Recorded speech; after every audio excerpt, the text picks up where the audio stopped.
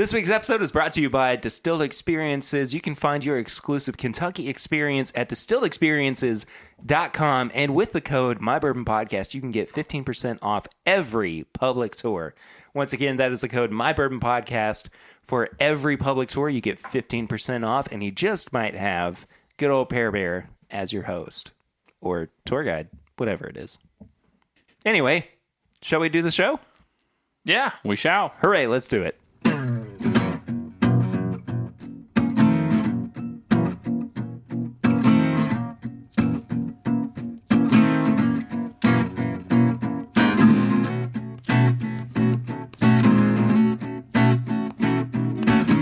Hello, everybody, and welcome to another episode of This Is My Bourbon Podcast. This is episode 119. I am your host, Perry. Curtis and Swan are here with me this week. Guys, I've missed y'all.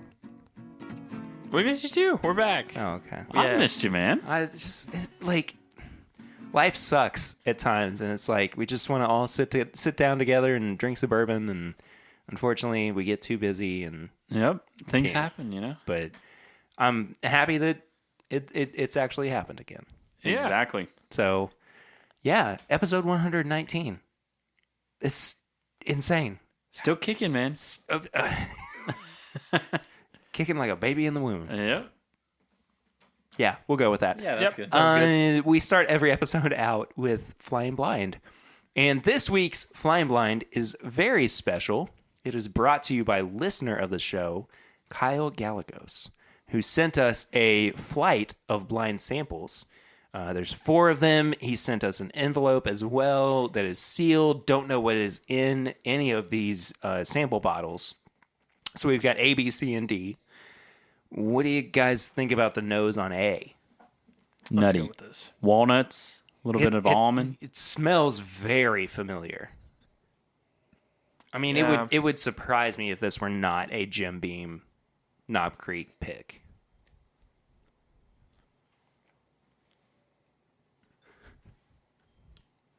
I'm not getting much other than it's just familiar. Yeah. It's kind of floral, too? Yeah, I would have a hard time believing this is, like, really up there in proof.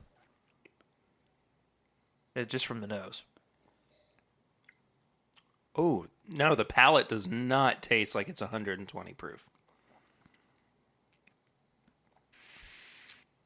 No, but it is tasting like it's closer to, like, 100 to me. I would go more 110.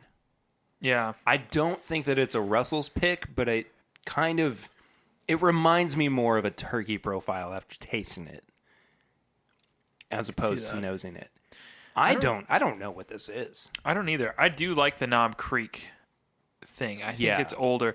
I would see this maybe as like that Knob Creek 12 that I tried, the 100 proof Knob Creek 12 that they put out. Yes. That's kind of reminiscent of that. Yeah. The honey is what's throwing me off. I don't think it's a Wild Turkey product.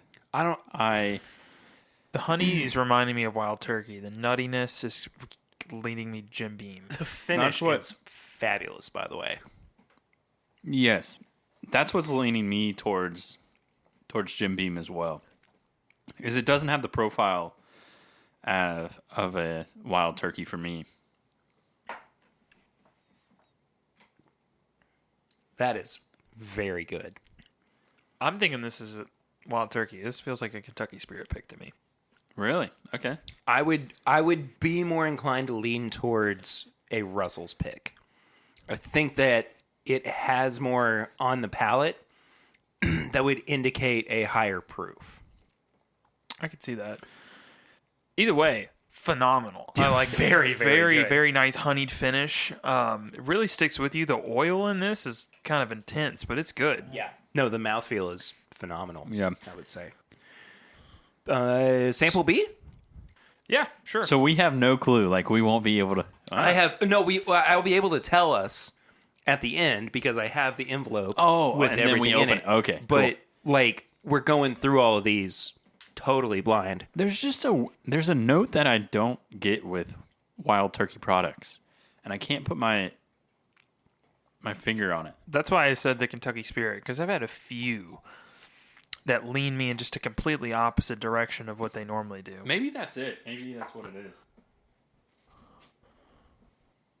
Because there's some that it's like, oh, this is a Whoa! curated Wild Turkey 101, and then there's others that are just left field. Sample B. Well, this one seems left field. It's really good, though.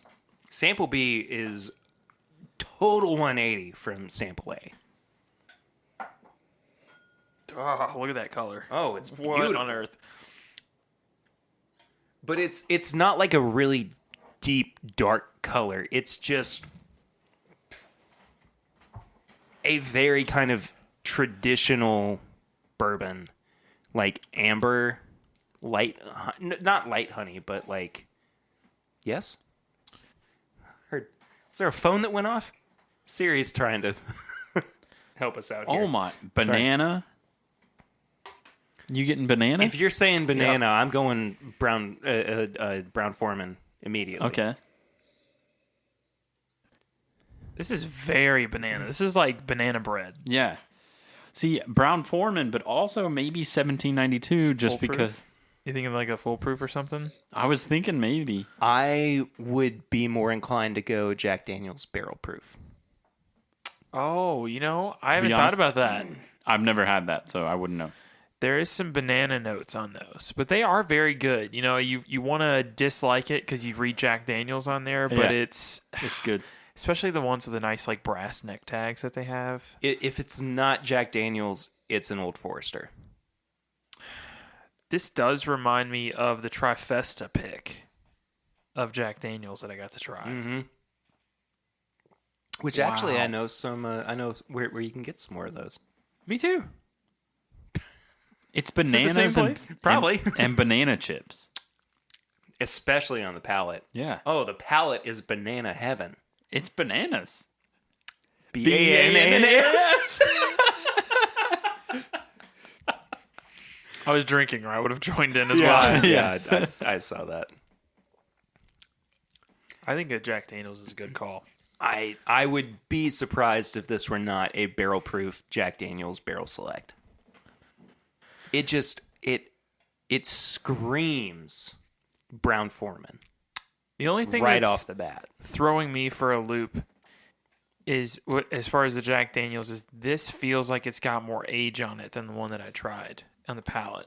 I'm getting more barrel char influence than I did on the Jack Daniels Barrel Proof.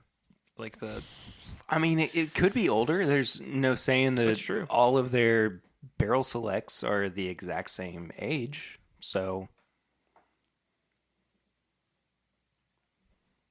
I think I like the first one better. I like the banana on the nose. I mean, it's one of the most prominent, this leans towards banana that I've had.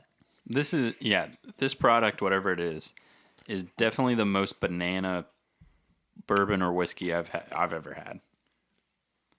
Even more so than 1792. And I feel when we had 1792, we all were, the small batch specifically. now I will say I do not dislike this. I think that it is it's good. really good. Yeah. But it does lean a little bit more one note in that banana profile. And it definitely does lean banana bread. Yeah. So we'll find out here in a minute. Right now I'm pouring sample C though. Whoa. Oh, This is fun. I enjoy this. I love doing blind samples. Ooh. He, I think, is definitely leaning into the proof hound portion of this because there's a lot of very dark ambery whiskey, and if you look at it, it is so cloudy. The legs as well are bananas. B-A-N-A-N-A-S. You can get lost in that loop. Yeah, not to be confused with the nose on this one though, because not bananas. No, absolutely not. This nose, it kind of smells. It smells more old. Yeah, I mean, it's got a dustier note to it on the nose. This has got a lot of leather to me. Yes. Kind of beef jerky. I'm not mad about that. I'm not either. but the good beef jerky, Like Mingy? I was going to say the exact same thing. Have you had the bourbon Mingy beef No. jerky? I didn't know that was a thing, Oh yeah, but It's I a thing. want some. It's Is it just at amazing. the, wherever you get them? pretty much. I mean, mostly like Speedway, Marathon, Okay. that kind of deal. Yeah, I'll be But- getting that. It's an early tips and bits for me. this is punching like the ethanol punch on the glass is heavy on this one for me. I'm having a hard time getting in to really dig into those notes. I am definitely getting more ethanol, but I would lean Four Roses with this one. I could see that. I think this is a low rye Four Roses.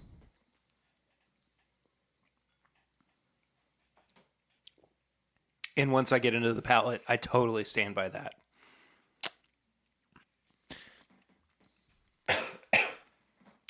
I'm thinking something, and I could be way off on it, but I feel like it has a Booker's kind of feel.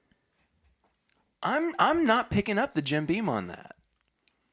No, dude, there is a sugar note on the finish that I do not get with Jim Beam products. I Okay. mean, this is 100%. Well, a you've had Four plenty Roses to of. me. You've had way more. I've had a Four lot of Four Roses, so. Yeah, so you would know better than me. I would not be able to pinpoint whether this is a high rye or a low rye recipe, but I do see the Four Roses influence in this. And if it's not Four Roses, maybe it's a Bullet barrel pick. That's possible. This does actually remind me a little bit of that Bullet, the like 119.2 or whatever, the Black Label one they have. Oh, the barrel strength, strength? or Yeah. cask strength, or whatever. It's barrel, I think. Yeah. Yeah.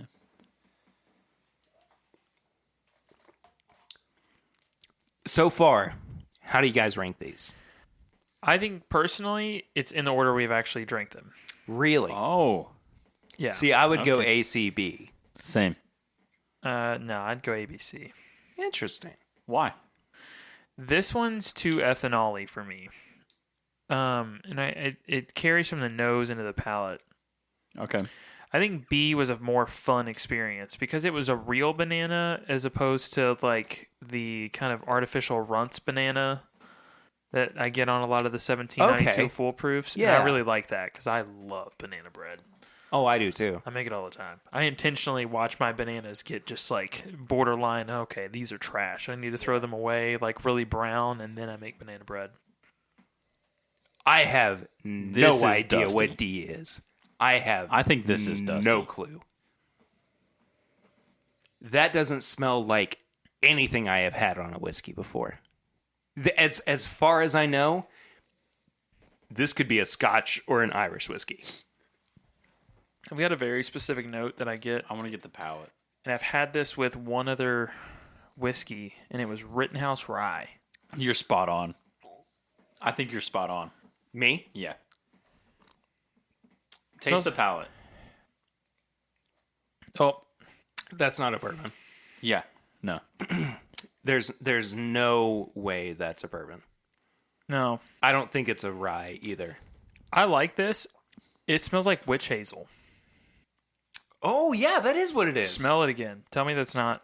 That's exactly what it is. Thank you. Yeah. Or if you ever get like that really strong, like clear tape, that smell that comes off of it. Yeah, right? Yeah. It smells Yeah. like this. But that's not. Yeah. That You were that's- spot on. I mean, from the nose. I mean, because you can smell fresh. You can smell fresh distillate that has gone into a barrel that is a new barrel. You can smell that it is a first time user. This smells like it has been reused. I had one that tasted like this one time. I think I remember it. It was called Glenrothes. It looks like it's in. Have you ever had the Martinelli's Yeah. apple juice? It looks like it's in that. Yeah, I know what you mean. on this, I don't know why, but I'm getting like when you have to lick an envelope. Yeah. That's what I'm getting. It's adhesive. Yeah, it's that tape adhesive, thing. Yeah. I'm not a big fan of that one. I kind of enjoy it. Really? I might have been taping too many boxes together at work. I guess so. So as you can probably hear in the background, I am opening the envelope. This would be my least favorite. This is definitely my least favorite. I think this is my third favorite. Okay. So I have the results in hand as to what each of these are. This is fun. To the My Bourbon Podcast crew, samples revealed. Whoa. Wow. Oh, man. Okay. Sample A. Spot on. Knob Creek single barrel pick. 15 years, 5 months. Wow. Oh, okay. 120 proof. Sample B. 1792 full proof pick. Polar Vortex. Okay. 125 proof. They should have called it Bananas. B-N-A. Yeah. I can't even finish it. So, by the way, the first two were both dry 85, which I'm assuming is a liquor store, Okay. I think. Yeah. C is the Festival Wine and Spirits 1792 full proof pick. Not a fan. That was my least favorite out of the bunch. D might surprise you. It is a 1987 Wild Turkey 80 proof. Oh, okay. Huh. I don't get that. I haven't had anything that I don't. old at 80 proof, so I don't know. I don't see how that was. I don't just see how doesn't- it happened. Doesn't taste like a Wild Turkey to me at all. Well, I think age has done it a disservice. It's Not age, but like, sitting there. yeah. But, I mean, I don't know. How do you feel? I think it's my third favorite. The second foolproof pick was my least. Really? Yeah. I would have gone A, B, C, D. No, you wouldn't have. What? You're switching anyway. What did I say before? ACB. Oh, yeah, I'll go A, C, B, D. That's how it is for me. Yeah, sorry. Yeah. Okay. I was like, wait a second. Sorry. I'm A, B, D, C. A, D, B, C. Wow. A, B, D, C. A, B, D, C. Yeah. Okay. Okay. If I would just listen to you, I could No, it's all pick good. up what you're putting down. Yeah. You get to listen to it multiple times. I'm You know kind of what proud editing- of us, Yeah, though. no kidding. I am too. I mean, And I like- wasn't expecting to get all of those that correct. I mean, we were wrong on a few, but Yeah. No, I was very certain on the first one. It was a wild turkey. see, I was Turkey pretty Spirit. certain on the second one. But I mean, the first one doesn't drink like it's 120 proof. It doesn't. That's what threw me off because I thought it was closer to 100. Yeah. And I mean, that's why I was leaning in a little bit more towards 110, Yeah. kind of in that realm.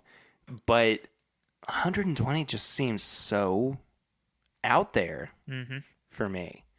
But I don't by any means dislike it. I mean, that it was my number one. So yeah, that foolproof pick. It had something out of left field. Wait, a which little one? bit. The 1792, right? Well, there were two foolproof picks. Oh, sorry. The The first one, C. Okay, yeah. This is the longer it sits in my glass doing different things. And that's the This D. is- yeah, this is D. It's kind of lost that adhesive and it's starting to get caramel. Here, Kurt, have a little bit more. Yeah. Just leave it in your glass and we'll get back to it because we've That's a got really a good couple idea. to clear. Yeah, we'll and do that we later. have other things that we can get to and drink and whatnot. Exactly, and tons of news. Yes, we have a lot of stuff to get to. There is a bunch of TTB releases that have come out this week. There's a little bit of kind of industry news as well that we will touch on. But for the most part, we're going to kind of be speculating on which, unfortunately, I didn't really want to brand it this way, but it's fake bourbon news.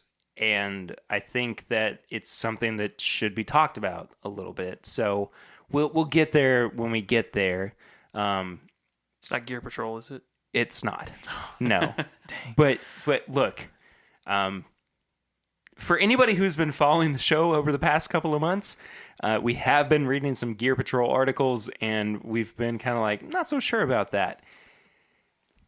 We are probably going to get the guy who wrote those articles on the show. I'm all for it. All right. I'm not kidding. We've been in contact with him. He is apparently a pretty big bourbon guy too. So it seems like he is doing a good job trying to pump out this kind of content for Gear Patrol as well. And so I have extended the offer to him. It sounds like it's going to happen. It's just a matter of when. Yeah, I'm excited for that. So I look forward to that happening here in the near-ish future, I would say. But before we get to that, I got to ask you guys, what have you been drinking recently? Wild Turkey 101 Rye. Yeah, you had that recently I'm because... so excited. Yeah, should we pull back the curtain as to what happened to you recently? Oh, yeah, I got a root canal. It sucked. Yeah, Okay. actually, you know what? I talked about that on last week's episode. Yeah. Yeah. And you were on antibiotics for many days. Yeah, no, my favorite is I've never had an antibiotic where they tell you it's like take it every 6 hours once you start taking it. And I'm like, are you serious? Wow. So I just didn't want to drink with it because I think you can, but it just like heightens your level of drunk. Yeah. So, but I just didn't want to fool with it. So I took a break for a little bit, and then as soon as it ended, I took shots of Wild Turkey 101 Rye. Sounds about right. Really shocked? Shots, yeah. You know, It's all right. it's okay.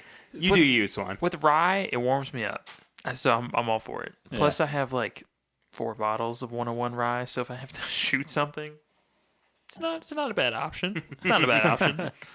I have been drinking E.H. Taylor Small Batch. Dude, me too. Yeah. Actually. Really? that was totally going to be that- one of mine because I realized that I had some up on the shelf and I hadn't touched it Okay. in a while. And I was like, I need to pull that down. And actually, I was surprised. so the day before this episode comes out, or the day after we're recording, which, by the way, we are putting this out basically 2 days after we're recording it. So this is in media res, Yeah. almost, is Bottled and Bond Day. So it's the day that the Bottled and Bond Act passed That's in cool. 1897. So All right. I will be drinking Bottled and Bond bourbons tomorrow for sure. Because my chair makes weird noises. Anyway, sorry. Yes, I have definitely been enjoying some E.H. Taylor Small Batch. Yeah, same here. But were there other things? I apologize. No, I that was interrupted it. you. I've just been having a lot of that, to be honest. Besides J.W. Dant, but Yeah. J.W. Dant just to like shoot something down, and then E.H. Taylor to be like, all right, let me enjoy this. I have been trying to take it a little bit lighter recently because, as of recording, this is the week of the podcast Whiskey Weekend. So I'm going to be basically drunk for 72 hours. Probably, yeah. So I'm trying to stay a little bit lighter.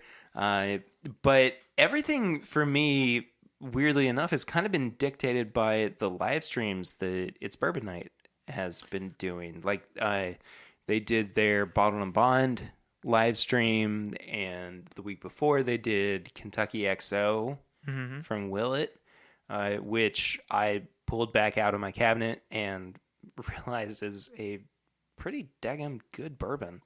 Not the best, of course, but I mean, it's good for the price. And, you know, Willet bourbons are not my favorite by any means. No, they're not. They just have a very specific profile, and if you buy into it, you're one of the people that show up to the distillery to get the family estate hours in advance.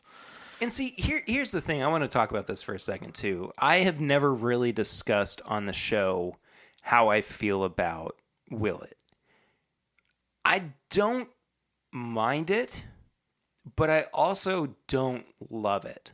I'm not reaching for it, and I'm also not going, I have to pick this bottle up, or this has to be the bottle that I buy on secondary. It's just fine. for me. It is. I think the only bottle that I've actually owned of Willet, other than the pot still and the Johnny Drum, is I went and got one of the ryes. They have like a 4-year-old rye. Well, see, I like the rye quite a bit. Yeah. I think it's their bourbon that I'm not crazy about. Yeah, and I don't know why that is, because generally it's the other way around. I mean, absolutely. but I don't know, something about it. I don't enjoy it. It's like it's got some sort of really like undescript sweetness to it that I just can't necessarily pinpoint, and I just don't ever go for it. For me, it's artificial peanut butter. I could see that because I've recently been trying like natural peanut butter and it's way different. And then I went back and had like a regular one. I'm like, oh, okay. It's totally different. Completely different. So for context, do you want to try some Johnny Drum? Sure. Yeah. Okay. Because it just seems like there is something about it that is not. If you can you help me? Is it a twist off or is it a... It's a twist off. Okay. I didn't want to sit over here and just like... You were trying to pop the cork twist on a it. cork, yeah. I was wondering what the struggle was over there. I didn't want to look stupid, so I announced it to the entire world. Don't worry. Yeah. Mr. Waking up at 5 a.m. to go to the gym. Listen, I took a 3-hour nap at 2 p.m. I'm doing great. And then you text me at 5 o'clock and say, I'm bored. Can I come over? Yep. That is a thing that happened. You don't want any? Kurt? Nah, I'm good. Okay. We've got plenty Yeah, to drink from tonight, so. And we've got more to come to. Yeah. Yeah. Willet is just not my thing. That's just how it is for me. No, I've had the Rowan Creek or Rowan, one of the two, and then Noah's Mill as well. And Noah's Mill, Chad and Sarah have told multiple times on different media like outlets that they've had. It's just not the same as it used to be. Yeah. And they're not kidding. I mean, some of the old Noah's Mill stuff that I have, I remember really enjoying it and thinking, this is a Reese's peanut butter cup. And now it's just not good. It's like when a candy bar goes in and says, oh, we got a new recipe. And then you try it and you're like, what'd you do to it? Because it's not good. Yeah. But it just doesn't hold up. Is it the left Twix or the right Twix? God, what an advertisement campaign. That was pretty wild. It was something, for sure. I just came up with a great analogy. Basically, Willet is the Peeps of, like, because there's people that like Peeps, right? Yeah. There's people that enjoy them, but most people are not those people. Like, that's. I'm one of those people. You're one of those people? I love a good peep. You might like Willet, because Peeps to me are just an anomaly. They're just an ugly little marshmallow covered in artificial sugar. What's not to like? I can't do it. It's just... And when you let a peep just like get a little stale, oh. No, see, the only thing Peeps are good for me is when you take two of them, you put them facing each other in a microwave, and then you give them 2 toothpicks and watch them fight. And they get like bigger and they poke each other. That's pretty much all I do with them. That's what you do with them? Yep. All right. I mean, I've definitely put them in a microwave and see them get bigger, but... No, I watch them fight. They joust. It's great. Okay. Maybe I'm drinking Willet wrong. I don't know. I'm scared now. All right. Well, that's what we've been drinking. Shall we talk about some news? Yeah. I think the first big thing we have to talk about is the fact that Blanton's Gold is coming to the United States for the first time Yes. ever, which is insane. You know, and I wish people would be more thankful, because the first comment I saw was, why can't we get straight from the barrel? Well, and that it's funny you say that, because I was in a Kroger Wine and Spirits the other day, and in walked a guy who was decked out in Buffalo Trace gear. And I was like, oh, do you work for Buffalo Trace? You know, because bourbon guys, whatever. And he goes, I actually work in the Blanton's bottling house. And I was like, oh, so you're going to be bottling all the Blanton's Gold? He goes, yep. And I was like, so we're going to get Blanton straight from the barrel, right? And like, just, I agree that that's what we want so much, but this is definitely a step in the right direction. It is, yeah. No, I'm glad that Sazerac's opening it because it wasn't their deal that they couldn't sell anything but the 93 over here. And they've kind of opened that up. Something about somebody owning the labels or something. I can't remember what it was. Yeah, so Blanton's is actually owned by Age International. And they share that licensing with Buffalo Trace. And it is Age International's decision what products under the Blanton's label get distributed and how they get distributed. So for the longest time, they have said that the straight from the barrel and the gold and the green and there's a red and a black label. I can't remember exactly what they are, but the green is like their special reserve and it's 80 proof. And again, I can't remember the specifics on the red and the black. But anyway, the red's their 107 and the exactly. black is the 12 year. That's kind of funny how proof. how that works out. But they are the final say in what happens with Blanton's as a product on the market. So it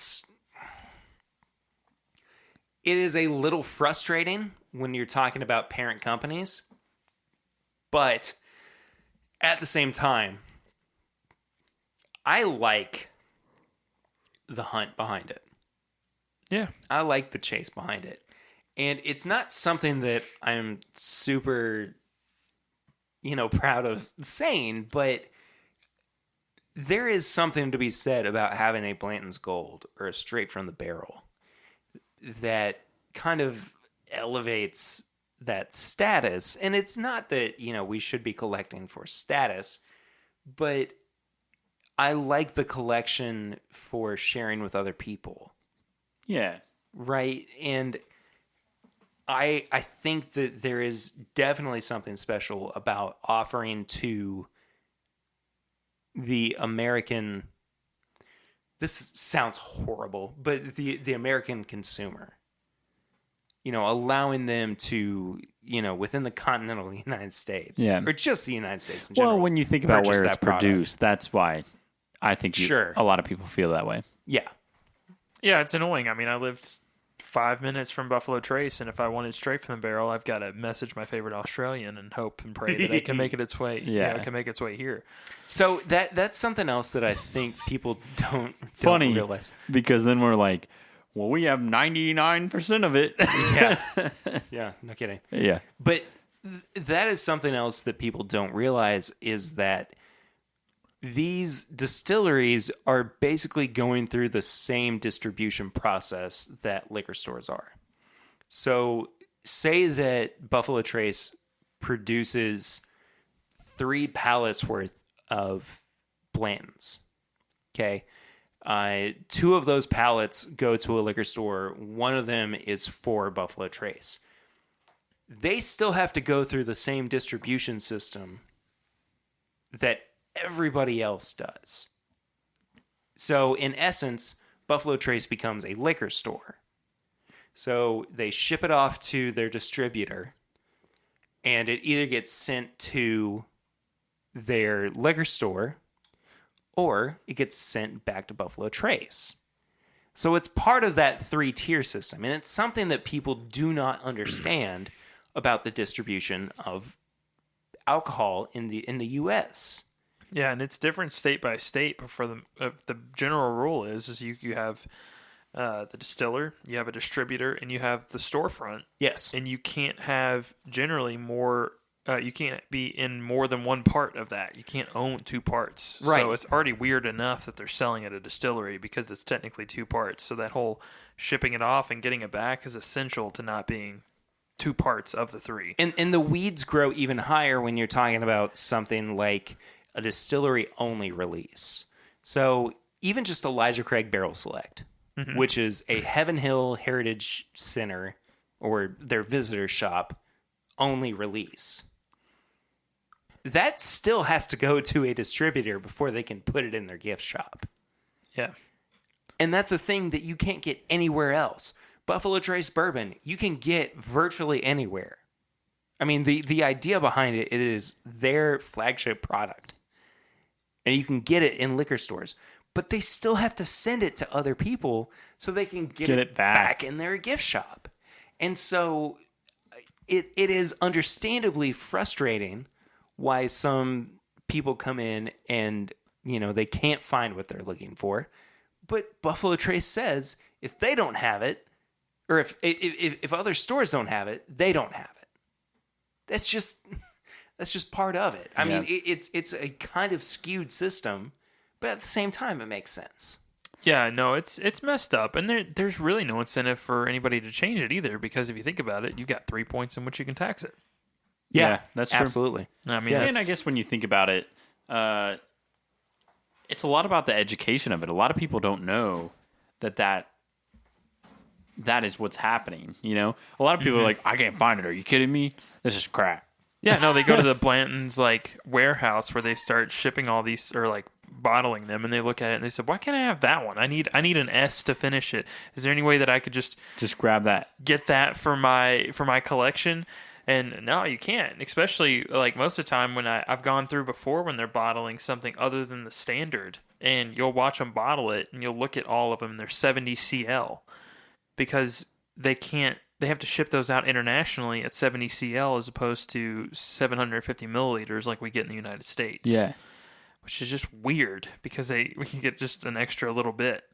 I mean, even Booker's does that. Have you seen the Booker's bottles that get sent over? No. They look kind of like the Pinhook bottles. Oh, okay. Like the one we're going to try here in a little bit. But they look more like that, and they're a little bit thinner. And they send them out because the volume is how that is. Yeah, they send them out at a different one. I bet the straight from the barrel might be 750, but some of the other ones are definitely a little bit smaller. Huh, that's really interesting. Yeah, I mean, I'm sure it's a lot about. I guarantee you, 90% of the people don't know what Perry and you guys just said is true. you know? No, they don't. They have don't no clue. associate that a lot, but. I think it is frustrating, too, because even liquor stores, they'll work out deals with, the Stagg family to get their deliveries of George T. Stagg. Because I've seen it before. I'll sit in line, here I am 30 minutes early to the opening of this little liquor store, and I watch, 30 cases of George T. Stagg go in, and then I walk in, and they've got 2 bottles. Yeah. Got 2 bottles for sale. It's painful, but it is what it is. I mean, everyone's got to follow the system. And like I said, there's no incentive to change it because as far as the, people that have the authority to change it are concerned, if I can tax it 3 times and then I can tax it every single year it's in the barrel, why would I cut myself out of some money? What's my incentive? Why would I take the distributor and allow them to send directly to you if I can just, take it now and tax it 3 times instead of 2 times? Yeah. Essentially.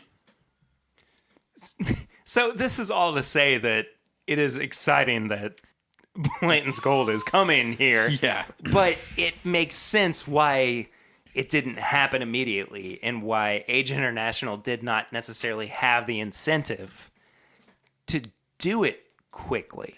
Plus, they'd have to get a graphic designer to widen the label for that extra 50 milliliters. No, they wouldn't. They absolutely would not have to do that. That is, Perry, that's a lot of work. I don't think we can handle it. I'm very excited about what we are drinking next. Sorry, that was hard to say. When was the last time you had this? Oh, it's been a minute, man. Yeah. I bought myself a bottle probably about, I don't know, a year and a half ago. It's Henry McKenna Bottled and Bond, by the way. Yeah. We totally failed to mention what that was. I did it on purpose. You got to build the hype. Build that tension. Build that suspense. Yeah. I think that this is a good sign for the market that Blanton's Gold is coming to the United States, even if it's just once a year. I think that this shows that distributors and producers are listening to their main consumers. Yeah. And I apologize. I don't know if you all said that while I was out of the room. I had to step out for a hot second. But no, I think it's a good thing for bourbon in this case. For sure. What other news we got? Because honestly, this is like a reaction video for me because I have not read all of it. I've seen one of the ones I think you're going to mention. Well, let's stick with Blanton's then. Okay. Let's talk about something that I think could potentially be bad for the bourbon market. Okay. Buffalo Trace has announced, and this is something that they will tell you if you go to the distillery, that you will only be able to buy a bottle of Blanton's once every 3 calendar months Yes. at the distillery. What? No, I've heard of this already. This is a legit thing. So I heard it when I was at the distillery. I heard it in passing that one of the employees in the gift shop were saying to somebody who was trying to find Blanton's, and they were wondering why it was so hard to find. Again, that goes back to the 3-tier system and everything. But they straight up told them that you will now have to wait 3 calendar months to buy another bottle. Did you hear how they're enforcing it?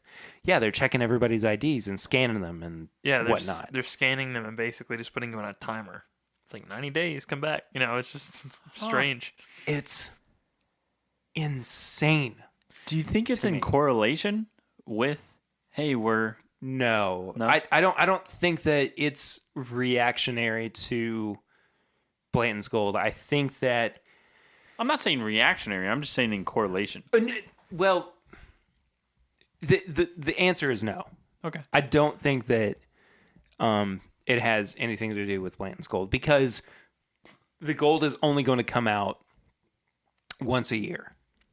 So it's going to be in the same vein as these special E.H. Taylor products as well, or foolproof. Okay. Yeah. That kind of deal. I didn't know So that my information. license expires in April. Before I go and get it renewed, should I go in and scan it and get my bottle of Blanton's and then renew it and try it again and see if that works? Honestly, That's what I'm thinking. That's what I'm thinking here. Honestly, I don't think that that's a thing that you couldn't do. I think you could totally lean into that. It's $12.50 to replace your license. I'm just thinking here. I'm You trying to should break the definitely system. replace At least in Kentucky. I don't know. Now, when you say $12.50, is that like $12.50? $12.50. Yeah. Why not? So who is this meant to curtail? Is it meant to curtail the people who are hoarding, the flippers? Is it? I mean, where is their drive coming from in doing this? Because Buffalo Trace, if we're looking at distilleries, is the most reactionary to the market. Yeah. Right? They see the value in products, they raise their prices. They see that people are really hunting for their products, it becomes a little bit more scarce. Not necessarily that, they're putting out less product, but at the same time, they're also announcing things like Weller Single Barrel, the Weller Foolproof, the CYPB. There are things that become apparent because they see the market and they see what people are going for and they react accordingly. So who are they trying to fight in this instance? I think they just have such an iconic bottle and they want to keep it in the gift shop. I mean, it's not working, obviously, because the one person that told me about this said that there was basically a line of 60 or 70 people waiting the day they got a Blanton's delivery. And it's gone in 40, 50 minutes. Still. But, I mean, I think they're just wanting to keep it in the gift shop more often. If that's the case, though, what's to keep them from doing that with E.H. Taylor Small Batch or Eagle Rare? Or honestly, are they building up to doing this so that they can put out more of these allocated products on their shelves? I mean, could we see in a year's time Stag Jr. on the shelf at the Buffalo Trace gift shop? Could be. I think somebody said they actually sold some Van Winkle tin out of that gift shop at some point. Really? Yeah. which before they had a very strict liquor license that would only allow them to sell, I think, a few products. I'm pretty sure it was Wheatley vodka, Clix vodka. They could do the bourbon cream, the Buffalo Trace, the E.H. Taylor small batch was the newest edition, and then they could do the Eagle Rare and Bland's. And that was it. They weren't supposed to sell anything other than that. And then all of a sudden they were selling like Bland's Derby picks. They were doing apparently they were doing their 10-year Van Winkle. I mean, it's just they're just adding to what they can sell now, which is strange, but interesting. I guess it drives people to the distillery. So.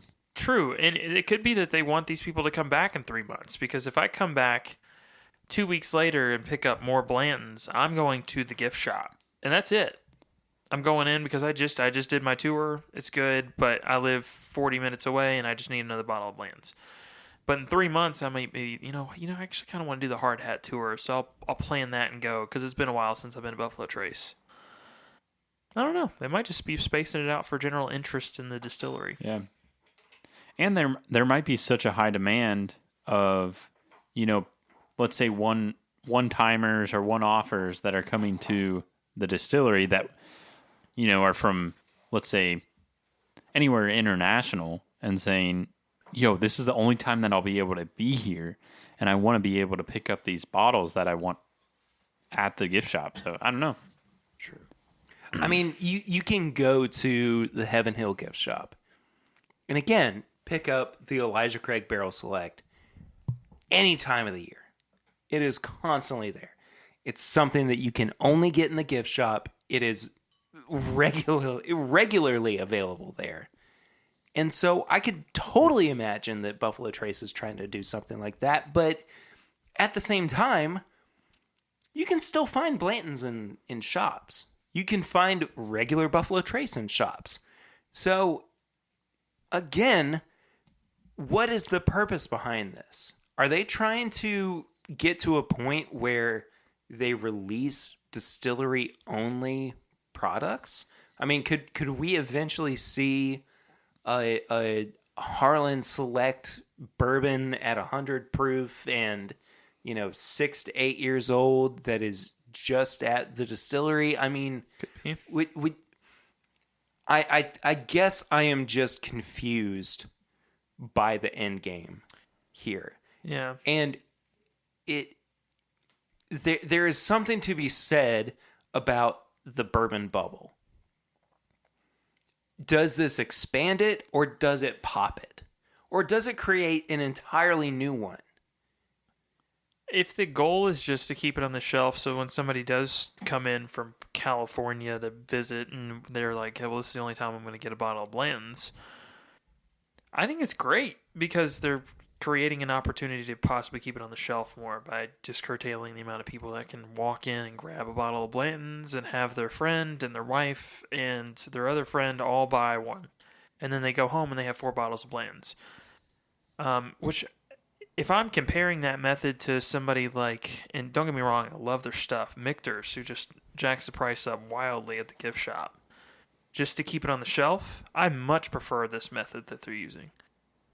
And I don't know. I think keeping it on the shelf is their objective, and I'm perfectly fine with it because I'd rather in the bourbon boom before we hit that pop of the bubble, people be able to go to distilleries and get releases that they want. I think that's important. I think what's going to happen is people are going to get so obsessed with completing the Buffalo Trace collection, including the gold that's coming out soon, that they're going to get frustrated when they can't do it and just decide, well, screw it. They're going to end up like me. I've been hunting releases so long that now I'm happy with a Knob Creek pick. That's all I really want. I mean, my bourbon bubble has popped. I don't care to hunt down the newest release of this, the newest release of that. I mean, you've even seen it with some brands. Like, we love Dixon Deadman, but how many times have I seen this newest batch of Kentucky Owl sitting on the shelf? Sure. And in prior, I was lucky to ever see that bottle. Yeah. Ever. Absolutely. I mean, it's already hitting a point with some brands where sitting on the shelf is becoming a norm that it didn't used to be. I mean, some not, obviously, like the one we're drinking, which is phenomenal, by the way.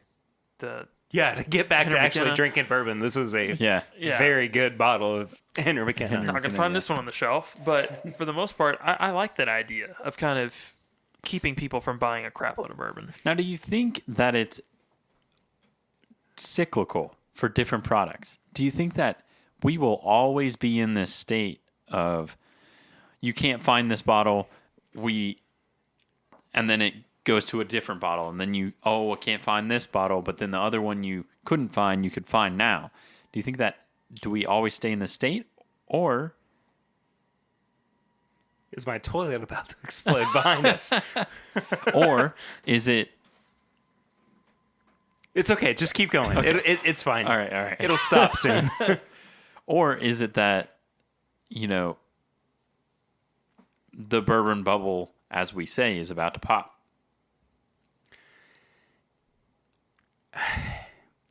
It is very difficult, but I think that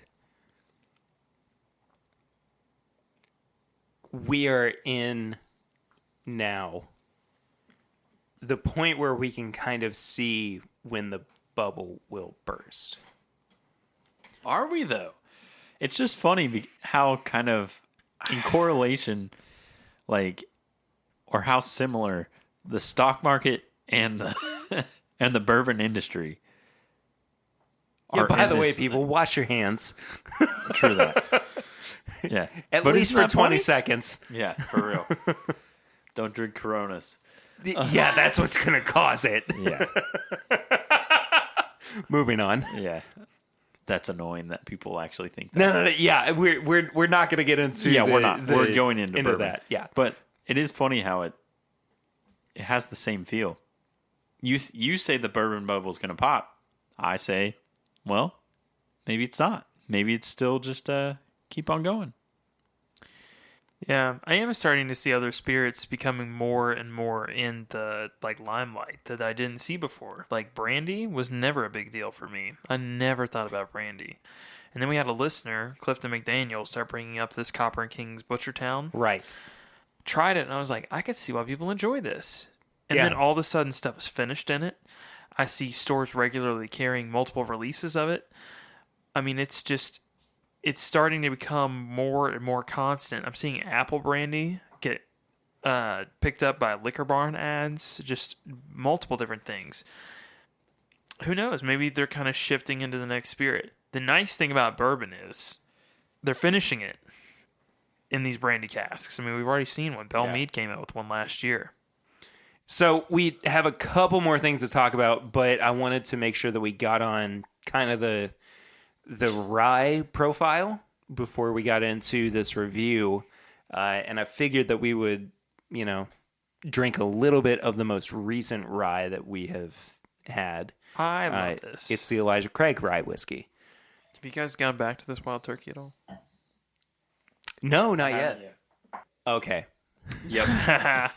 I think Wow. It really is, yeah. I wish that we had had this first.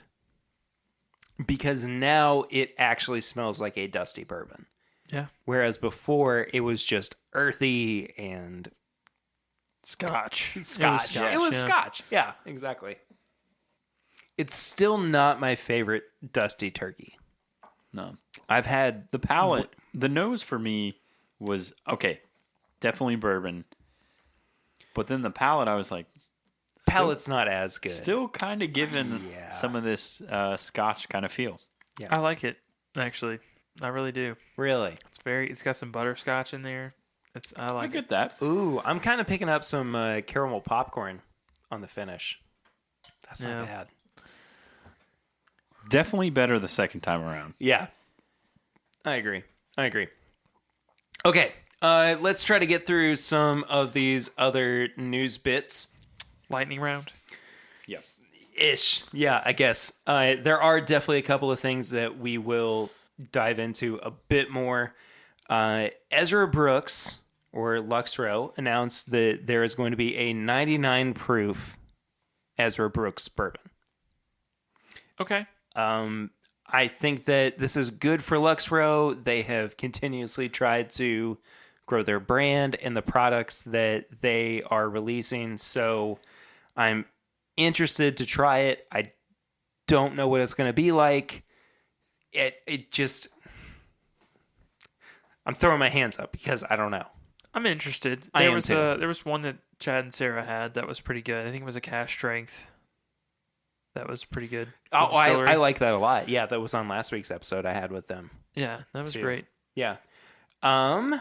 The Bullet Blenders Select, I love the branding of that. which was announced. It looks beautiful. I am having a really hard time reading this screenshot, but I'm seeing 56% alcohol. So, Perfect. maybe I'm seeing. Oh, you know what? It's actually 50%. That's 100 proof.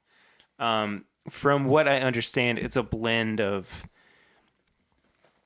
like 3 or 4 different whiskeys ranging from like 6 to 8 years old.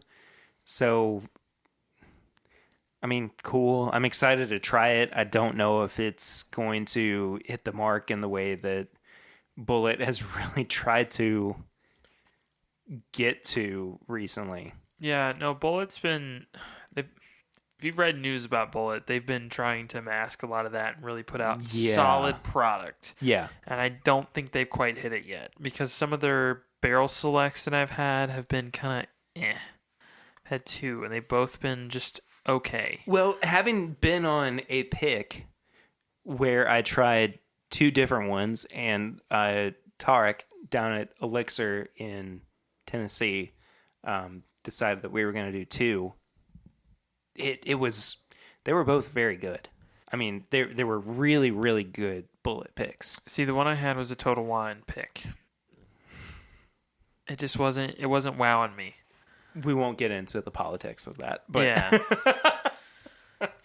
Bad example probably, but I just wasn't wasn't a huge fan. I don't know. I like their cask strength, but if I have to pick up a 4 Roses or a Bullet cask, I would much rather pay the extra $20 and pick up a 4 Roses. Yeah. Especially knowing I can cherry pick my recipe. Why not? Now, how about some more cask strength news from Maker's Mark? Yep. They're celebrating 10 years of the 46 with a cask strength 46 release. Which they already put out once. They put it out.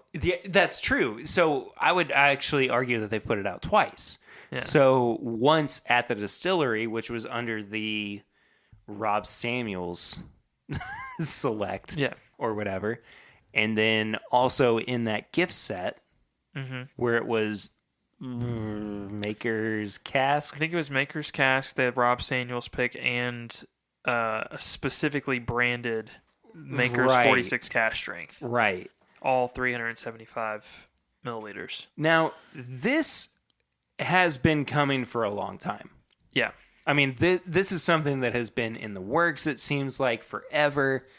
And I guess it's because of the anniversary that they finally decided to pull the trigger. But I am really surprised that it took Makers this long to put out a wide release cask strength 46 product. Mm-hmm. So Kurt's making a face. Well, why are you so surprised about it? Because when you think of their product line... Well, they have 2 flagship products. Yeah. Makers and Makers 46. And they went with a cask strength to expand that line. Yes. Right? And was that before they put out the private selects? I'm not sure. Or was that? It might be after, actually. It just seemed like the next logical step was doing the 46 at cask strength. Sure. So maybe. But I think historically they've taken a while. No, they definitely have. They also had a very good replacement doing the private selects that they had. Because, I mean, I don't think I've ever craved a Maker's 46 cask strength knowing that I can basically get one curated to whoever's taste was, at that shop that I picked up the private select from. The Keeneland pick, phenomenal. Still the best one. Still phenomenal. I mean, 100%. Still the best Maker's private select it's ever. It's just not like, it's not Maker's 46, but it's darn close. It's basically the same Sure. process. It's cast strength. I don't think I was missing that. If it's coming out, I'm going to get a bottle. But and they also, didn't they just redo the branding on the cast strength? Cast strength. The regular yes, cast they strength? did. Yeah. So it's going to be the normal Maker's bottle, just with slightly different packaging. Otherwise, yeah. And what was so funny about that, and I didn't realize this until, and I'm so sorry, I cannot remember who posted it, but in our Facebook group, they said that Makers basically sent out an email encouraging people to buy up bottles of the current cast strength design. Really? Yes. No.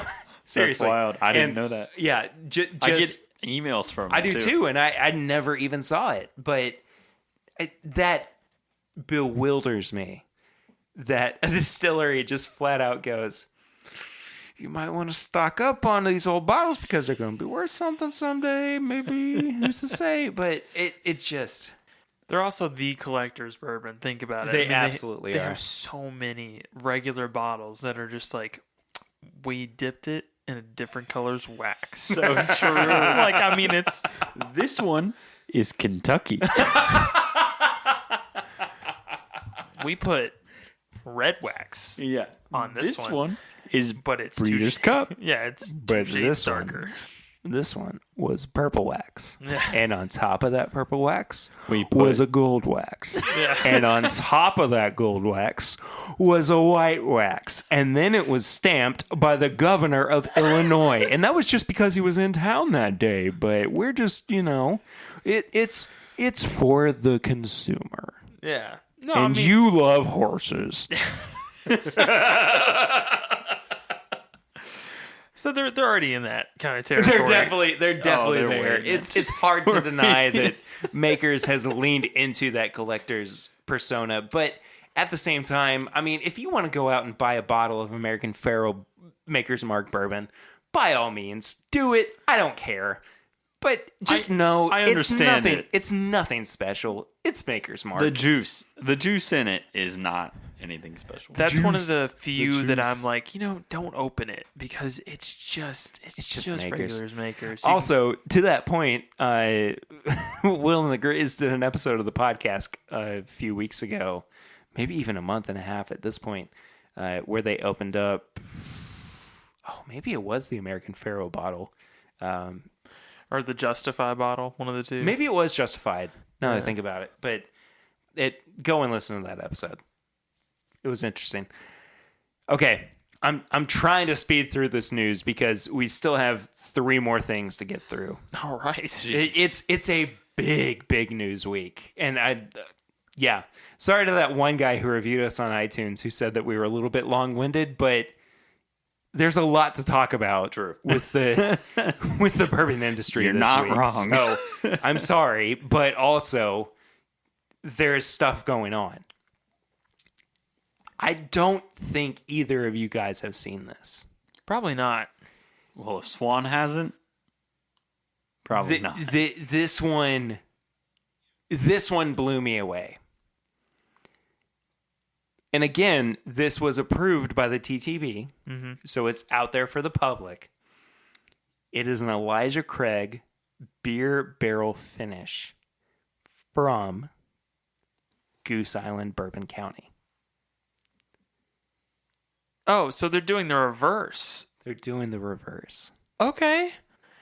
I like Yeah. that because currently the stout finishes that are available are $150. I won't name the company because I don't want to give them any credit. But also, we love them because they've been on the podcast before. Remember, Swan? yeah, At Bourbon on the Banks? That's true. Remember Good one. how good that was? Yeah. Okay. good one. I'll say it. I'm just messing. They're pricey. You're just leaning into it at this point. They're pricey. They are pricey, but they have a honey barrel finish one that is actually pretty good. But at $100 and I think $65, it's pretty insane. it's rough to get into. So I'd love to see something a little more approachable in the Finnish territory, especially knowing that Goose Island has really collaborated with a lot of good stuff. They've done a Knob Creek 12-year Yes. collaboration. They did a Larceny one. Yes. They've done one with an orange peel and coffee before. I mean, they do a lot of stuff. I'm interested to see if they do the standard Goose Island release as their Oh, I would love that. yeah. Yeah. If it's just standard, if they choose something to kind of add some flavor to it, because they could do that orange peel and coffee one. Yeah, I'm interested. I am too. I said I want at least a bottle of this. At least a bottle, yeah. At least one bottle. Or case, that works too. Yeah, right. Okay. This just came through today as of recording. Swan, you have already talked about it in our group chat Yeah. a little bit. The Knob Creek 15-year 15-year. limited release. Still at 100 proof. I don't mind the proof. I don't mind the proof for this, no. I think the 12-year was a little annoying because there were so many 12-year picks at the time. But knowing how sought after the 15-year-old picks are, I'm glad they're making it available. I did see a comment that somebody posted on this, though, in our group chat. They made a very good point. And I think it was Diana Webb. But she said, why don't we have Bookers with this kind of age? Oh, no, I'm totally agree. I So totally true. agree with that. Yeah. I cannot believe that Booker stays at 6 to 8 years old. And that's the youngest they put in it. They could put older product. True. But they've even gone in on the 30th and said, hey, we have a 16-year-old bourbon, and everyone's like greasing their palms like, oh, yeah, this is going to be good stuff. And then they're like, well, let's mix some 9-year in it. Sorry. Sorry about it. Yeah. So, I mean, why don't I see some of that? And I'll admit, some of the 15-year-old picks I've had have been like, this is kind of oaky. But most of them are still phenomenal. Knob Creek holds up well with age. Right. As opposed to what is it? We've got the Boone County that we tried a 14-year before, and it's just like, I might as well lick the barrel. Oak City. Yeah. Yeah. I guess the bookers, they might just say, we give you 4 releases every year. Like, come on. That's not a bad point. It's true. That's a really, That's really true. good point, actually. So I think that's probably why they're like, all right. I'm just concerned because I've seen over the past couple years it go Or from more than 4 releases. How many? well, no, it's Is it usually 4 now. Okay. It's 4, Yeah. Yeah. But it used to be 6. 6, yeah. Yeah, I'm just concerned because I've seen the age dwindle with the amount of releases they've put out, and I don't know why that is. Okay. Because I've seen it gone down to as low as like 6 years and 3 months or something like that. Yeah. I don't know. That's a 15-year-old product in there. Let me know on the little tag you leave in the box. Yeah. Right. Why not? So the very, very last thing I want to talk about before we get into this review is what I was saying earlier is very strangely enough, fake bourbon news, which I didn't think we would get to, but apparently that's just kind of the culture that we're in anymore. There was a quote unquote leaked photo of 5 new Weller products. Yeah. And this is where people get you. It's the 2 truths and a lie thing, but they do it in a way that makes it feel like everything about this is true. Right? So you could be telling a hard lie, but you throw in a grain of truth behind it to make it seem like you're actually telling the truth. And by that, you mean I think they had an actual release in that lineup, right? And they did.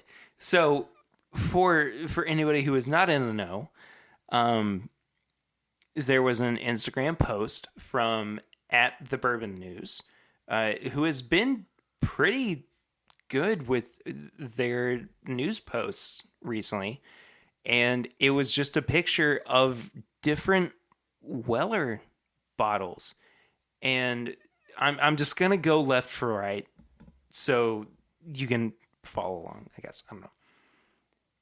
It is a Weller wheat whiskey, a Weller cognac cask, a Weller single barrel, a Weller non-chill filtered, and a Weller bottled and bond.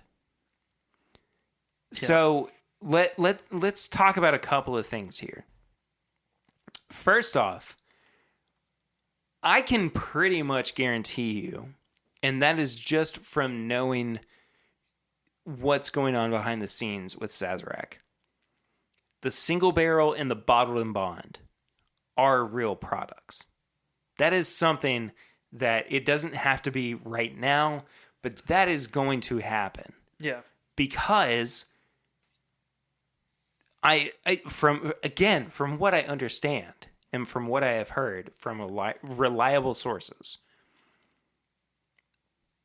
they are following the model of the 1792 releases, right? So they're owned by the Sazerac company, who also owns 1792. So we're looking at Swan's phone as it vibrates. No, I'm just kidding. We're looking at generally the same products coming out. You know, just depends on the brand. But at the same time, there's a lot of crap that has been presented here, and this is not something that has shown up in the TTB archive yet. And I want to share this with you guys. So this is from a local group. I won't name names. I won't, get too in the weeds or anything. But he said the only bottle on that entire line that is legitimate is the single barrel orange label, and I can say that confidently. That picture is also something that was marked up by a rando dude somewhere, as that is not even the bottle that will be used for the single barrel release. So for clarification, it still had the screw top on it instead of the now more common cork, right? BT has done away with twist tips on the Weller line other than Special Reserve and 12-year, which they have no plans of changing as they are not special releases. Also, no marketing anywhere would label share colors with their other releases, as it would cause mass confusion to the product line. As far as non-chill filtered, if you have had Full Proof, you've already had non-chill filtered, as well as many single barrel releases of A107, which is the antique 107. It's high enough in proof that it won't cloud when you freeze it, so no need to chill filter it. For those of you who do not know why, the only reason bourbon anywhere is chill filtered is due to the fusel oil in the bourbon that will start to solidify and cloud when frozen, and the consumer early on didn't like the presentation of the bourbon when frozen, so distilleries began to chill filter, blah, yada, yada, yada, yada. Above a certain proof, that doesn't happen, so no need to waste money for the extra step to do it. Non-chill filtered is now becoming the big hype. However, so many labels are stopping it altogether. Wild Turkey has really been pushing towards this.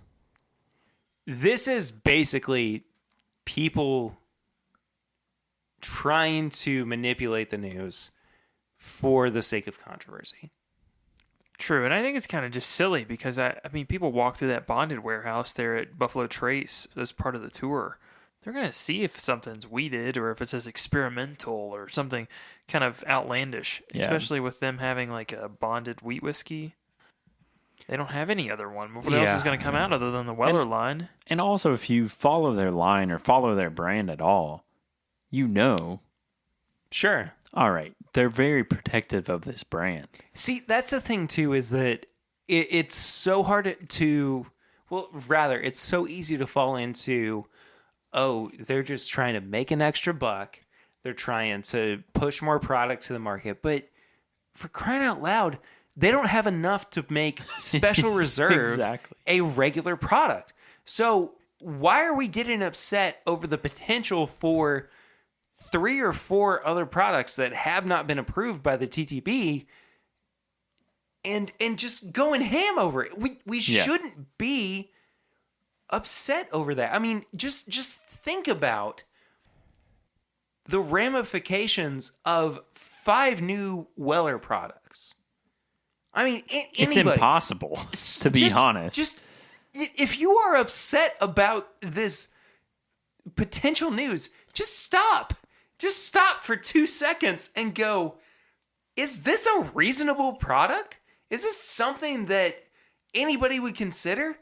Of course it's not. Yeah. They can't even put special reserve out for the general market. That was a product that 10 years ago, anybody could go into the store and find. And now it's nowhere. Liquor Barn this past weekend had it on their allocated list for a special release on a Saturday morning. And that means that people were lining up on Thursday night for a Saturday morning release. Do not give me that crap of, they're just trying to play into the hype or the market. No, they're not. Somebody is manipulating you into thinking that there's some new attainable product. It is creating panic for no reason. Yeah. And it's shocking if people like buy into that, because if you if you know enough information to say, at some point they're going to have a single barrel or one of these releases that are like semi-true, Yeah. then you should know. Yeah. No, you should. Sure. that this isn't a thing. Not to mention, just if you follow bourbon at all and you've learned about the TTB at this point, to see five completed labels that haven't been approved. Insane. No, they don't print those things until they're approved. Why would I waste the money to put this on adhesive to go on a bottle if it's not approved yet? It just it frustrates me so much that not only is somebody going, I hate the fact that this is, going to be a reality, but also that somebody has played you into thinking that. Don't let people fool you into thinking that the bourbon market is trying to get the better of you. Yeah. I believe that bourbon industry doesn't know what's going on just as much as the consumer. And I mean, sure, there are people like, Buffalo Trace that are trying to react to it, but at the same time, we're all running around with our heads cut off like chickens.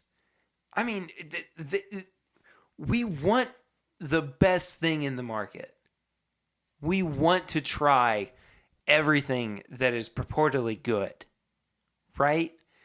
And by spreading the market thin, that's not doing us any good. No. And Well, it's just not reality at all. It's not. It's not. And that's why fake bourbon news just gets under my skin. It's not something that you should feel. You shouldn't feel too much about it. Or maybe you should, because you shouldn't believe it. No, you shouldn't believe it. It just amazes me that now this has crept into such a niche group of consumers. Yeah.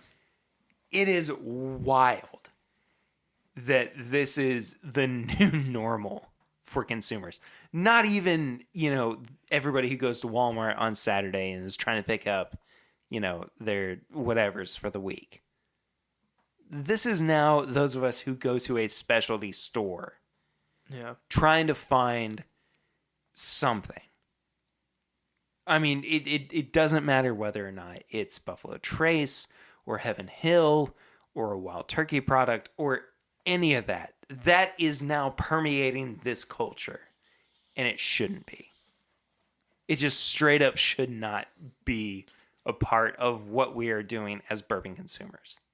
There's so much news to filter through already. I don't need stuff that's not real. I'm so worn out with it. I'm so tired of it. So true. And I'm ready to drink something. There's so much content. There is. Which is why we've been talking for over an hour So now. much content. Yeah. So just in the world. Let's get to our review, please. I think we should. So this is the Pinhook Rye'd On, which is 97 proof and is the first rye whiskey to come out of Castle and Key. So they contract distilled for Pinhook Rye And it is just about 2 years. The label says at least 2 years old. But this is the first taste of Castle and Key's rye whiskey.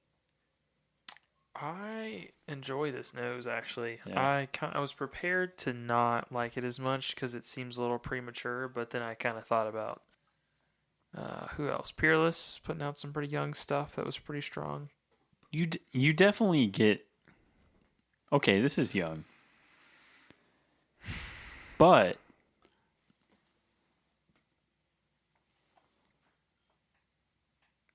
I'm having a hard time pinpointing what I'm actually smelling other than just corn and rye. Mint. Yeah, I could see some mint. which is what you want to have. But it's such a light mint. I mean, it's not that it doesn't smell like a rye whiskey. It's just that it's not what I would have expected. It's not even mint. It's like that feeling of like once you finished your Tic Tac and you go, and you can kind of feel that like Okay. weird residual mint. I don't know. Like a menthol. Yeah. You're smelling a menthol from a block away. Yeah, not the menthol cigarette, just like menthol, like Yeah, in general. Smells like a pack of Newports, you know.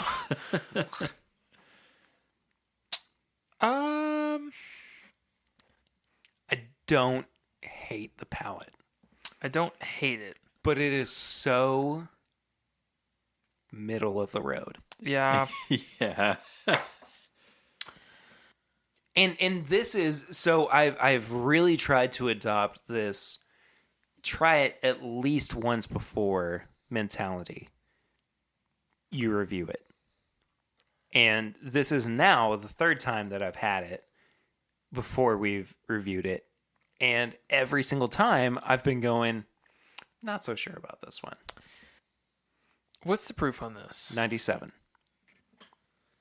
I'll give it this. If you're going for smooth, it's got it. It is creamy. Yeah, it is not aggressive, which I think is a great thing for beginner whiskey, especially a lot of people that like in Frankfurt who maybe don't kind of roll with the rye whiskey part of whiskey, but they're just really proud that Castle and Key is there. Sure.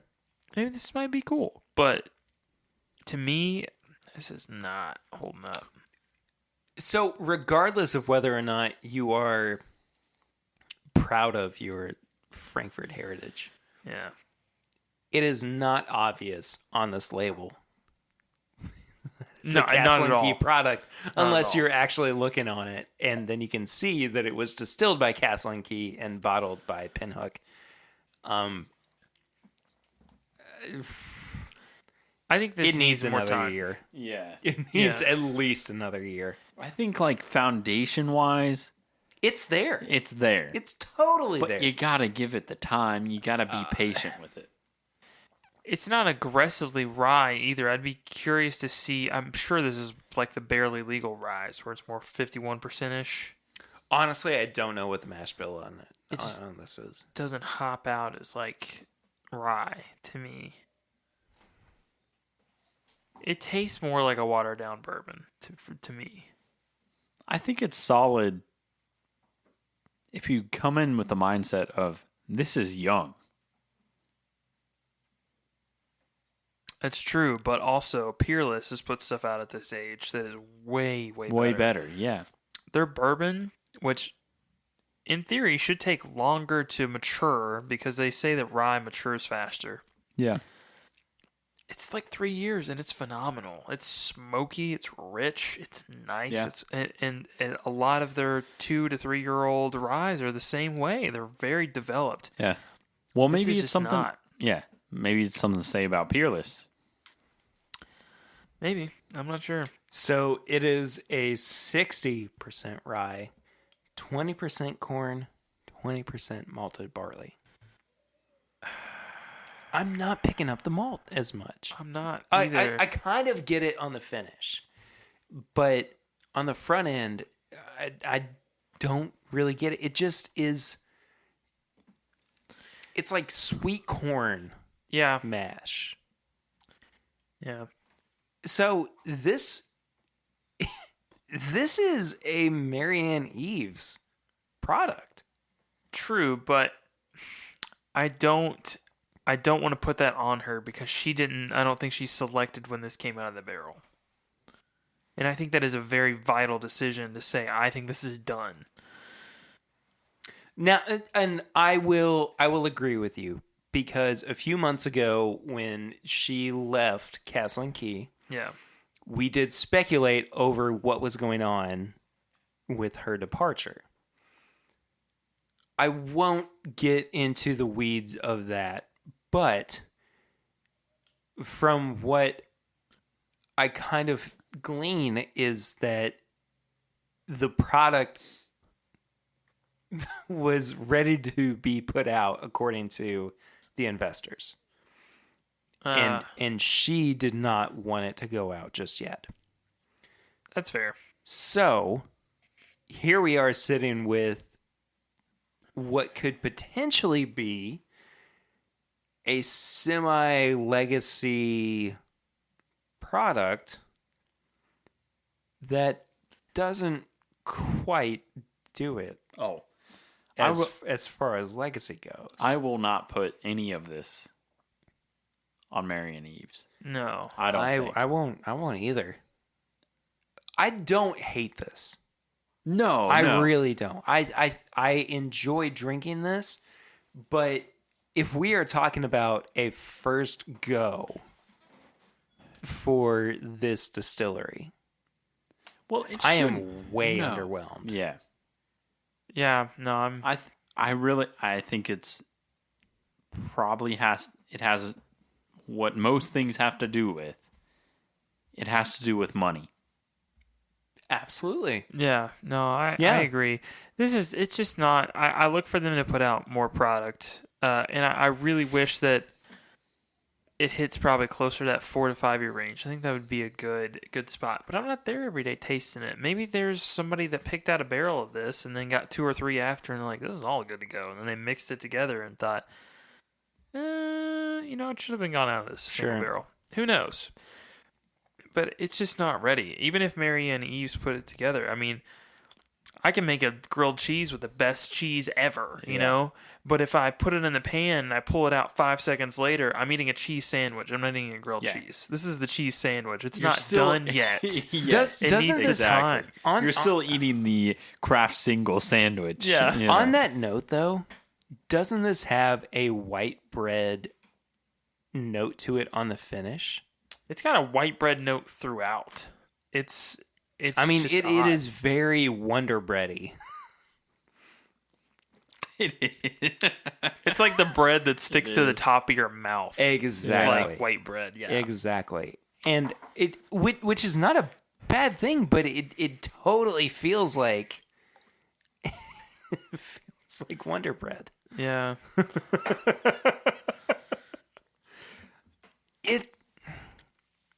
I don't hate it, but I am so underwhelmed. I don't think this is hitting the mark that they thought it would. And I hate the notion that, and I don't think any of us are saying this is actually the case. I understand money's a vital part of this business, but at the same time, I don't like the idea of a bourbon being put out dictated by shareholders as opposed to somebody you've assigned saying, I'm going to select the product to put it out when it's ready.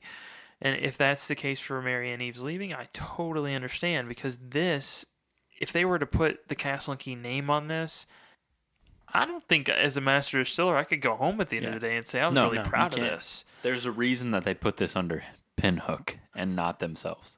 Well, I don't think that they licensed this out to Pinhook. I think that it was something that they contracted with Pinhook. Okay. Right? It wasn't like Yeah. they tasted it and went, I don't know about this. We better sell this off to somebody. No, I think no. that, Yeah, that's not it was going to be Pinhook regardless. So it definitely does taste like they jumped way too soon. And even by way too soon, I mean, I would think like a year. I mean, I'm so conflicted with this because it does have good flavor to it. Yeah. It has really good notes to it. But it just doesn't hit the mark. Yeah. And that's it. So what do you guys think about this review? Which, by the way, we have a 4-tier system. It is nose, palate, finish, and price. Each category is out of 5, and then we total everything up for a score out of 20. So, Curtis and Swan, what do you give the nose? I'm giving it a 2 for the nose. I'm going to give it a 3. I think it's just so meh. It's just not. I'm not excited about it. It doesn't entice me to want it at all. I think that it is pretty classic rye whiskey nose. Not overly so, but it just seems like it's presenting itself as you're going to drink me and you're going to know it's a rye whiskey. See, the only reason I'm even giving it a 2 is because it's starting to lean in towards that almost savory thing that some of the ryes do, and the minty, and it's got that going on. But for the most part, it just seems like this was meant to be a bread recipe, and it came out as this. Okay. And I'm not a huge fan of that. I mean, the other brand that does that is Makers. I'm just not a huge Makers fan. So, I don't know. It's just I it's like not for the me. nose a lot, personally. I like the palate better. But I like the palate less. Okay. But go ahead, Kurt. I mean, I'm with Swan on it's a 2. Yeah, and I did the same he did. Palate's 2.5 for me. Yeah, I mean, it's not a ton much better, but it needs more time. Palate's a 2 for me. For me, it's just everything it's to do with about so this is watery. I think the foundation of this is like, yes, I understand where we're going with this, Yeah. but the time has not been given to it, and that's what you need. Yeah, and I'm even trying to think, like, who is this targeted towards? If I'm a new rye drinker, this is not as bad because it's not aggressive. I'm almost at the point now where I want my ryes to hurt me a little bit. I want that, like, warm, really, like, embracing hug that the Wild Turkey 101 rye gives me, or the Pikesville, or even Rittenhouse. And I just don't get that with this. Yeah. So I'm kind of giving it a 2.5 over a 2 just because I think from a new rye drinker's perspective, this is not that bad of an intro, especially at 97 proof because it drinks more like it's about 86 to me. Yeah, I agree. I think that it doesn't it really just doesn't have a whole lot on the palate that I'm excited about. And I think that's why I'm leaning towards 2. Because it goes so flat. I mean, like, it hits you right up front and then just tapers off. And even the finish. The finish for me, non-existent. Yeah, no, I gave it a 1. It's kind of a it's bitter. green apple. Yeah, no, it's That's green tart. apple and a bitter note, and that's it. Yeah.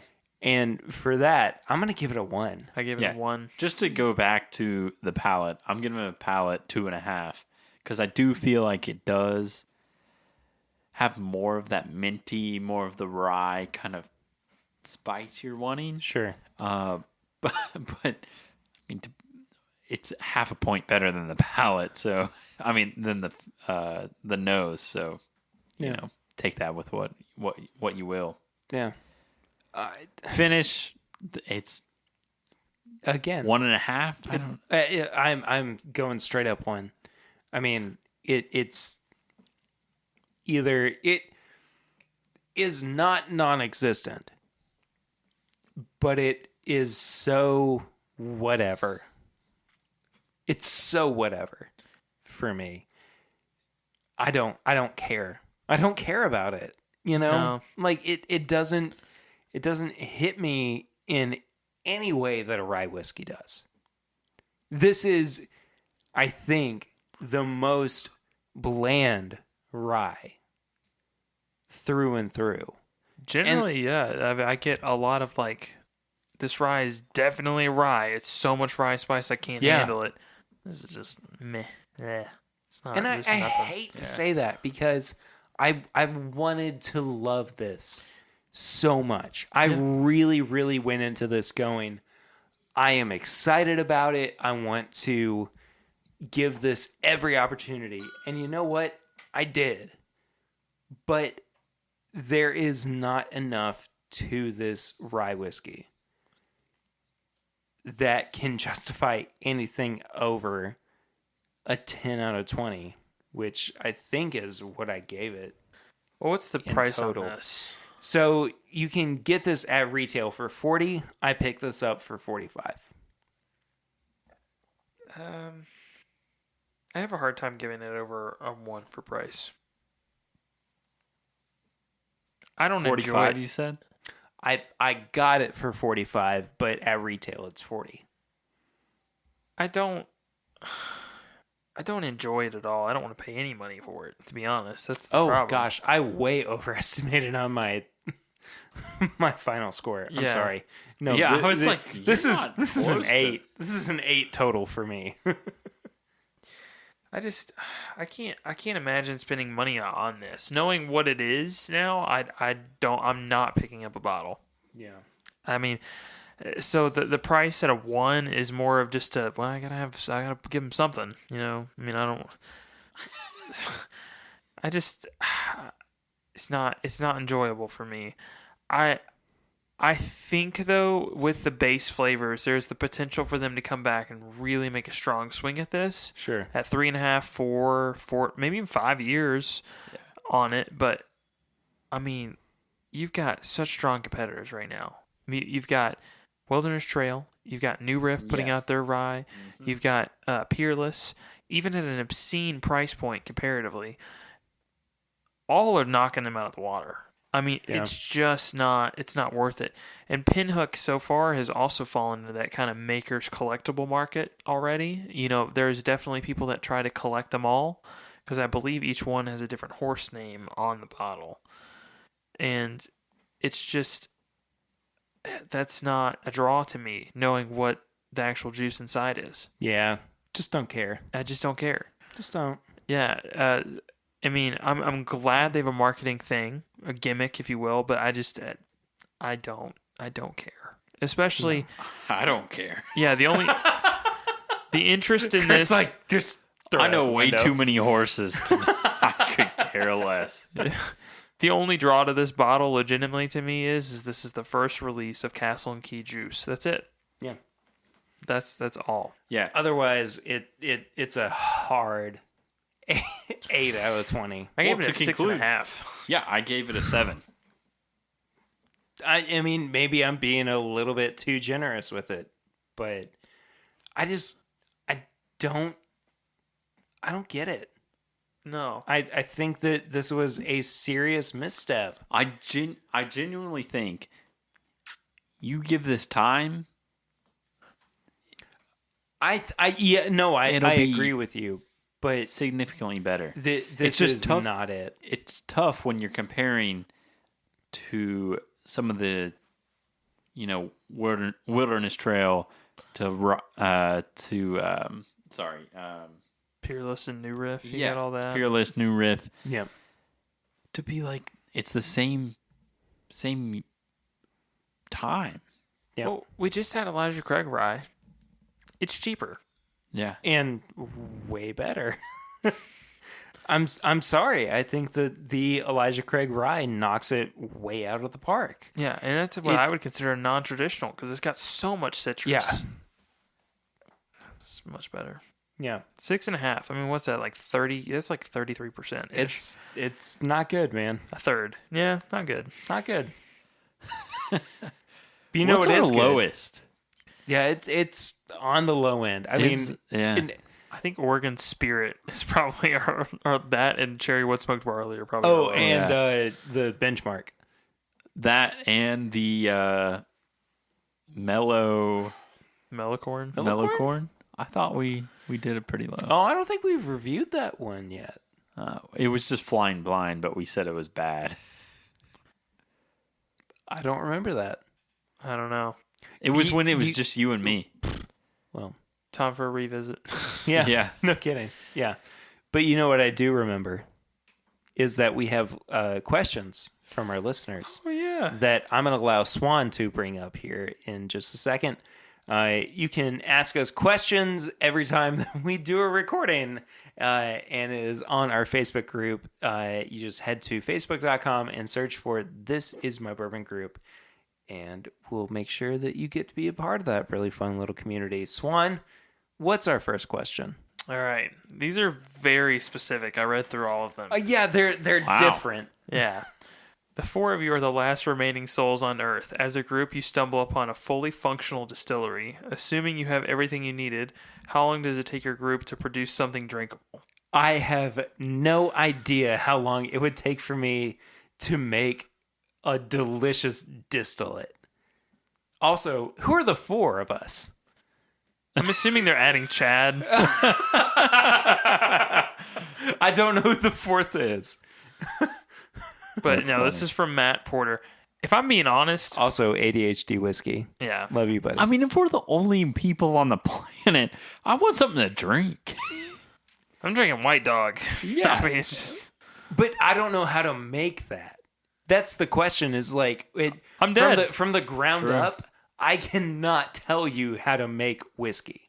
I cannot tell you how to distill anything or ferment it or any. I mean, you know, I could throw some grapes in a barrel, I guess, with whatever water. I don't know how you make wine. How do you make wine? I don't know. I think you're not giving us collectively, all four of us, enough credit. I think Again, I the fourth of us is Chad, which is it's so funny. Yeah. Okay. But I think we would be able to at least get something to like that, and then we refine. We would start off with like moonshine. At the very least, it would take me. I'm gonna go really, really conservative here. A year. I cannot imagine. To make moonshine? I don't understand the process behind it. If I can't boil corn, like malted barley and like rye, and then it just somehow makes whiskey, I'm dead. I'm not. It's not happening. I can't. So the question was how long? Yeah. I'm going to be that guy in the group project that I showed up. That's my contribution. That's it. Like, I can't. How long? Sorry. How long for what again? How long does it take your group to produce something drinkable? Oh, That's the thing. I'd say 2 or 3 years. But here we are as 2 to 3 years. I'd say 2 years. Jeez.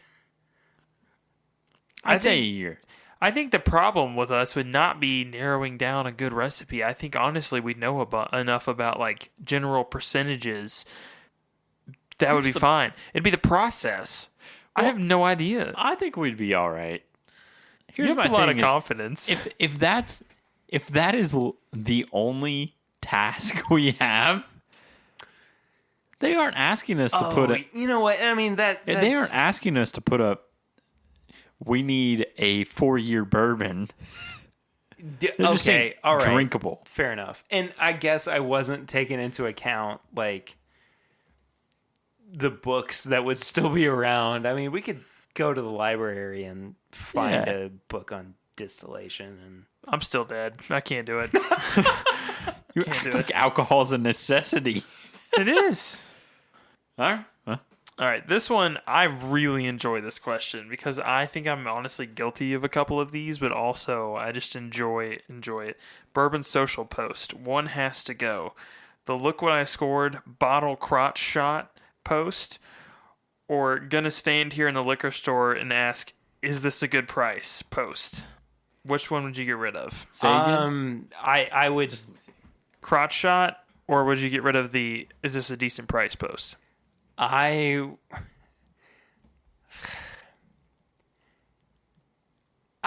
don't mind the crotch shot posts as much. I don't either. I get so tired of the decent price post because that means that somebody is thinking about the return on investment, right? What gets me about it is you have the time to go and post on social media about a bourbon to ask if it's a good price and wait for responses. But you don't have time to use the same phone to search whether or not it's actually a good price. Yeah. At that point, most of them are generally like, oh, I found this rare, expensive whiskey. Good price or not? Like, you're more flexing on the fact that you have found some cool whiskey and you want to know if it's a good price. Sure. I'd get rid of that. Not that I enjoy seeing crotches in cars and steering wheels, but... Well, no. Yeah. I definitely would get rid of that one. I will say that I have had a few times where I go, yo, Perry, is this a good price? See, so the difference, though, is a massive, widespread post versus asking somebody else privately. Sure. However, I would say that out of the three of us, we have a pretty high knowledge of what that is. From somebody on the outside going like, I genuinely don't know. And I don't have a Perry or a Swan or a Curtis to ask. That's true, but you can also go to accounts like Overpriced Bourbon, which is a great account, by the way, and just see what's good, what's bad based on those comments. But how many followers does that? Thousands. Thousands. It's big. All right. And then on top of it, you can also take literally any bourbon and then tack on SRP at the end of it and generally get a price. Yeah. Straight from the TTB or whoever's decided to put out I think those this labels. more comes down to you should just Google it. Overpriced bourbon has been featured on, like, GQ. Okay. I mean, they started out very small, like us, and all of a sudden somebody picked them up and went, so we're getting rid of that. Some bourbon. We're getting rid of that for sure. Anyway. All right. Next one. That last one was from Eric Smith. Thank you, by the way. That was a great post.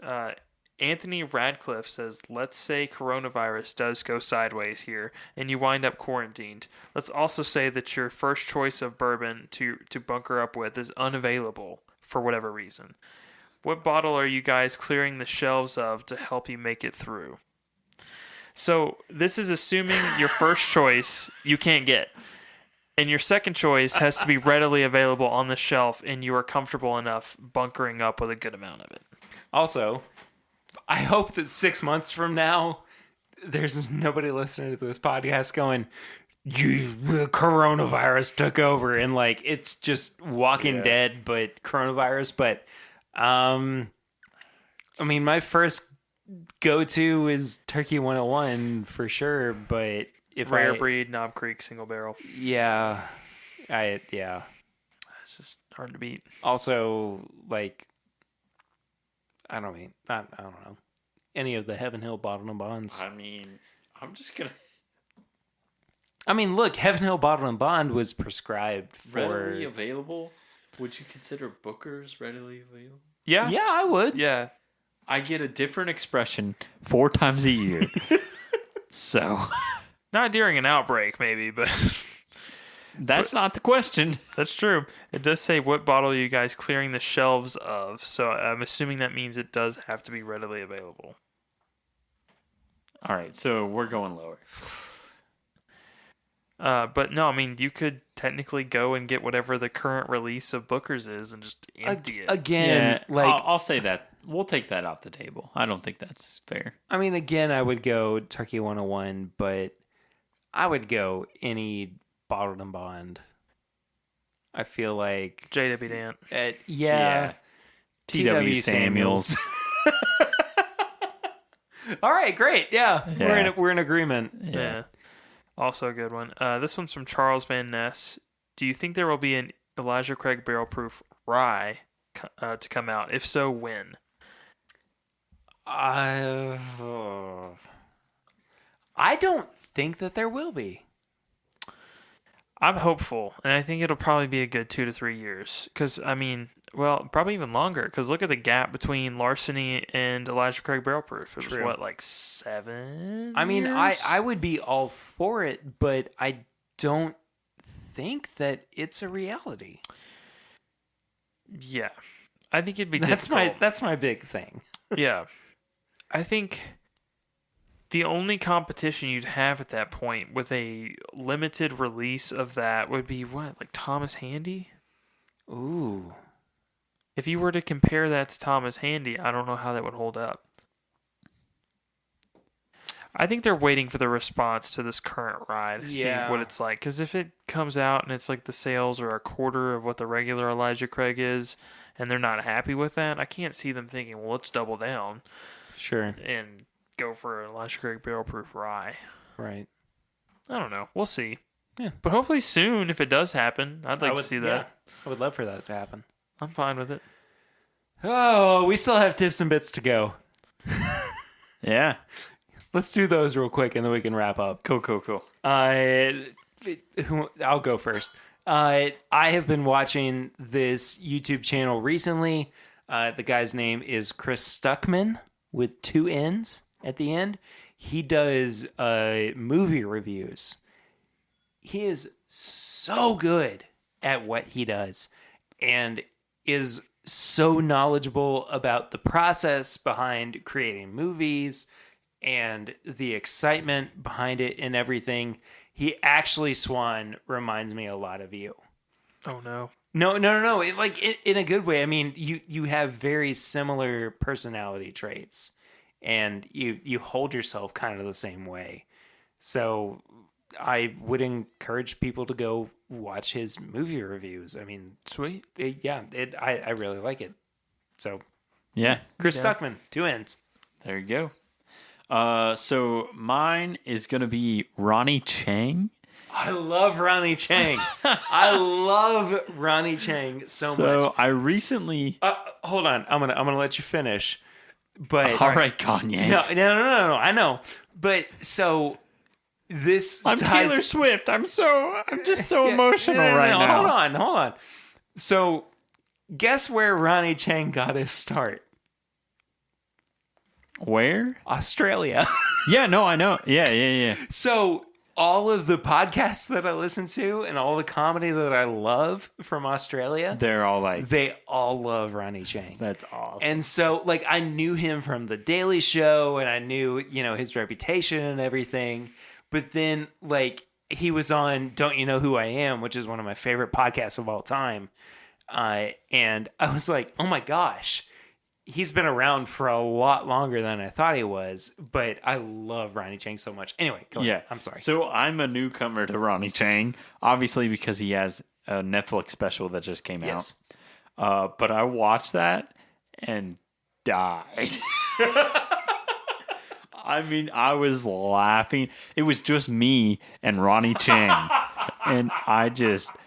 Dude, every joke. The napkins joke of like, oh, you go somewhere and you're like, 50 napkins, glass of water, here's 10 napkins. It related so well to me that I was just like, I mean, it does. It happens. I get it. Yeah, and I throw them away. Anyway, go watch Ronnie Chang. He's great.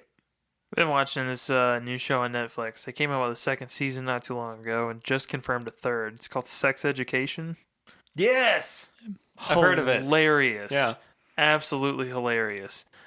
It's just the snowball of telling a lie. You just see it come to life in a show, and it's just all teenage angst and ridiculousness. It's hilarious to me. I definitely recommend watching it. Maybe not one you watch with your kids. Probably for the best. Yep. But funny. So Yeah. definitely take a look at that. Yeah. Well, I think that does it for this week's episode. We've been here for a long time. Thank you all so much for sticking with us for as long as you have. Curtis and Swan, I love you guys. Thank you for being on this week again. Love you too, man. Yeah, and it's been good. It's been a time. A good time. Yeah. I hope a good time. We've had white bread, liquefied. Yeah. Well, if people want to follow up with you on your thoughts on white bread and how that pertains to the feeding of swans, where can they do that? Only if it's in crumb form, but it'll be at my bourbon finder on Instagram and Facebook. On Instagram, you can find me at KurtCon. On Twitter, Kurt_Con15. If you want to follow me personally, I am at PWriter1492 on all social media platforms. If you would like to follow up with the show, it is at My Bourbon Pod on Facebook, Instagram, and Twitter. You can give us a 5-star rate and review on the iTunes podcast app. I do have a review from Steven who says, great podcast for bourbon lovers. Huge fan of the show. I've been listening for over a year and look forward to every Wednesday when it's released. Keep it up, guys. Steven, thank you so much for reviewing the show. We really do appreciate that. You can find all of our apparel and merchandise at bourbonshop.threadless.com. I think we might have a sale coming up here soon as we are approaching episode 125. There is a live hangout thing happening soon, so if you want to find out more about that, you can head to patreon.com/mybourbonpodcast, which is also where you can become a patron of the show for as little as $1 a month. But at the $5 tier, you can check out all of our exclusive content like bonus episodes. But then at $10, you can be a part of our exclusive hangouts. And if you are just a part of our community at Patreon, and I'm just going to keep talking in this voice. No, I'm just kidding. You can check out our monthly live streams too, which are going to be starting up here very soon. I think that does it for this week's episode. Thank you all so much for sticking with us. I know it's been a little bit longer than normal. I'm ready to go to bed. I'm tired. It's coming out this episode is coming out 2 days after we are recording it. So, yeah, that's it. We'll see you guys next week. But until then, I'm Perry. I'm Curtis. And I'm Swan. And this is My Bourbon Podcast, and I'm going to bed. Good night.